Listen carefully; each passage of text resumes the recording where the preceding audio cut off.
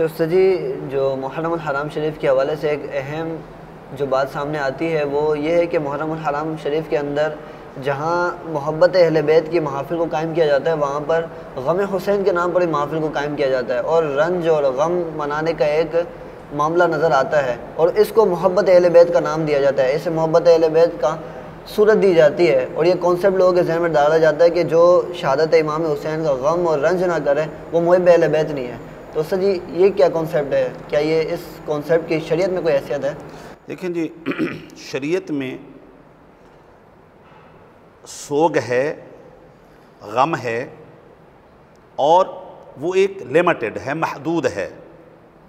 وہ اس کے علاوہ جو ہے ساری زندگی کا ماتم کرتے رہنا، ساری زندگی کا جو ہے وہ سوگ مناتے رہنا، ساری زندگی کو جو ہے وہ دین بنا لینا، غم کو دین بنا لینا، غم کو جو ہے وہ شریعت بنا لینا، غم کو جو ہے وہ محبت اہل بیت کا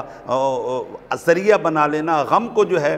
اصل میں کہتا ہوں غم ہو تو ٹھیک ہے نا، اس غم کے پس پردہ جو ہے وہ جو ہے وہ صحابہ کرام علیہم رضوان کی توہین ہوتی ہے۔ اس غم کے ماتم کے پس پردہ جو ہے وہ اللہ تبارک و تعالیٰ کے ارشادات کی نفی ہوتی ہے۔ حضور نے سینہ کوبی سے منع فرمایا، حضور نے بال نوچنے سے منع فرمایا، اور حضور نے جو ہے وہ آہ و بکا کرنے سے، غم کی وجہ سے آہ و بکا کرنے سے منع فرمایا۔ اہل بیت اطہار نے منع فرمایا۔ حضرت امام حسین رضی اللہ تعالی عنہ نے حضرت زینب رضی اللہ تعالی عنہا کو بلایا تھا کربلا میں، فرمایا بہن میں اب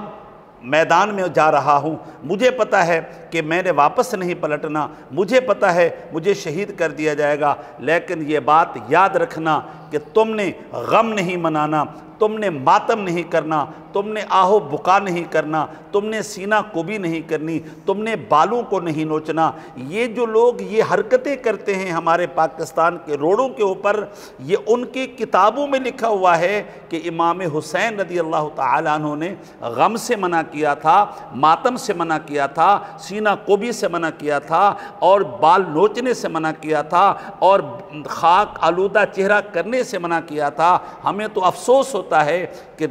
نام تو ہے محبت کا، کام کیا جاتا ہے ان کے حکم کے خلاف، نام تو ہے محبت کا، کام کیا جاتا ہے حضور کی شریعت کے خلاف، نام تو ہے محبت کا اور عمل کیا جاتا ہے حضور کے ارشادات کے خلاف۔ اللہ تبارک و تعالی مسلمانوں کو حضور کے ارشادات کے مطابق زندگی گزارنے کی توفیق رفیق مرحمت فرمائے۔ ذکر حسین کرنا، امام حسین کے ذکر پر آنسو بہانا، شہادت حسین کرنا اور سننا، اور اس کے اوپر آنسو بہانا، خاندان نبوت کے اوپر ہونے والے ظلم کو یاد کر کے آنسو بہانا تو جائز ہے، لیکن یہ جو تماشا کیا جاتا ہے یہ بالکل ناجائز ہے، بالکل ناجائز ہے، بالکل ناجائز ہے۔ مطلب یہ کہ استاد جی